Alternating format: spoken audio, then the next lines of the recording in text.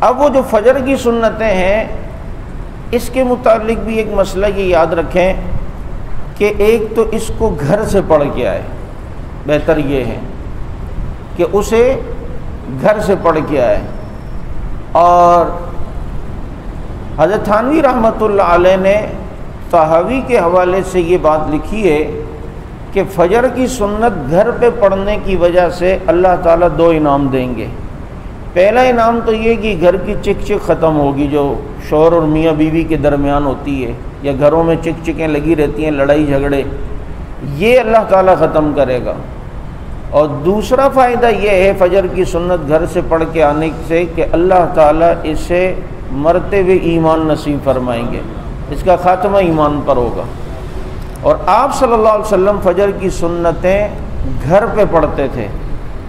اور پھر جب آتے تھے تو رستے میں آپ صلی اللہ علیہ وسلم دعا پڑھتے تھے۔ ایک تو جب فجر کے لیے نکلتے تھے تو آپ صلی اللہ علیہ وسلم گھر سے نکلتے تھے تو آسمان کی طرف دیکھتے تھے، اور پھر ایک دعا ہوتی تھی، اللہم انی اعوذ بک ان اضل او اذل او ازل او اذل او ازلم او اظلم او اجہل او یجہل علیک۔ اور یہی دعا سفر سے پہلے کی بھی ہے۔ اور پھر گھر سے مسجد تک آپ صلی اللہ علیہ وسلم جو دعا پڑھتے تھے وہ اللہم اجعل فی عینی نورا، اللہم اجعل فی سمعی نورا، اللہم اجعل عن یمینی نورا وعن شمالی نورا وامامی نورا وظہری نورا وفوقی نورا وتحتی نورا اللہم اجعل لی نورا، کہ اللہ میری آنکھوں میں نور پیدا کر دے، میرے کانوں میں نور پیدا کر دے، اور اللہ میرے دائیں بائیں آگے پیچھے اوپر نیچے نور پیدا کر دے، اللہ مجھے سراپا نور بنا دے، مجھے سراپا نور بنا دے۔ تو مقصد یہ کہ سارے اعمال نورانی ہوں۔ اب جو لوگ کہتے ہیں حضور پیدائشی نور ہے، اگر پیدائشی نور ہے تو نور بننے کی دعا کیوں کر رہے ہیں؟ تو بہرحال مراد یہ ہے کہ نور سے مراد یہ ہے کہ اللہ مجھے نورانی طاقت، اور نور جس طریقے سے روحانی طاقت ہوتی ہے، نورانیت عطا فرما دے کہ میرا ایک ایک عمل، میرے خون کا ایک ایک قطرہ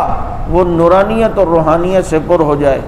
تو یہ دعا پڑھ لیا کریں۔ اگر جسے ابھی تک عربی میں نہیں آتی تو وہ یہ اردو میں بھی آتے ہوئے گھر سے یہ پڑھ سکتا ہے۔ کوشش کریں کہ عربی میں، کیونکہ وہ الفاظ آپ صلی اللہ علیہ وسلم کی زبان اطہر سے نکلے ہوتے ہیں، اور آپ کے ہونٹ جس طرح عربی میں پڑھتے ہوئے ہلیں گے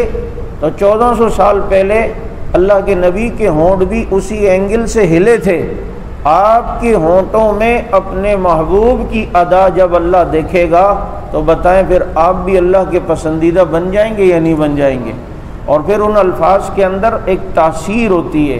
جو آپ صلی اللہ علیہ وسلم نے، میں تو حیران ہوتا ہوں آپ صلی اللہ علیہ وسلم کی جب دعائیں آدمی پڑھتا ہے نا، جو آپ مانگتے تھے، بس انسان کا ایمان تو بلندی پہ اسی وقت چلا جاتا ہے جب اس دعاؤں پہ غور کرے کہ میرے نبی نے میرے رب کو پہچانا کس طریقے سے، اور معرفت کتنی ہے، اور کتنا بڑا سمجھ کے اور کتنی بڑی چیزیں مانگتے تھے، اور کتنی جامع دعائیں آپ صلی اللہ علیہ وسلم جو ہے وہ مانگا کرتے تھے۔ تو نہیں تو اردو میں بھی آپ وہ دعا جب تک یاد نہیں عربی میں پڑھ سکتے ہیں، اللہ میری آنکھوں میں نور پیدا کر دے، اللہ میرے کانوں میں نور پیدا کر دے، اللہ میرے دائیں بائیں آگے پیچھے نور پیدا کر دے، اللہ میرے سراپا مجھے نور بنا دے۔ یہ دعا آپ صلی اللہ علیہ وسلم فجر کے لیے جب آتے تھے تو مسجد سے گھر تک آتے ہوئے آپ کی جو ہے وہ یہ دعا ہوا کرتی تھی۔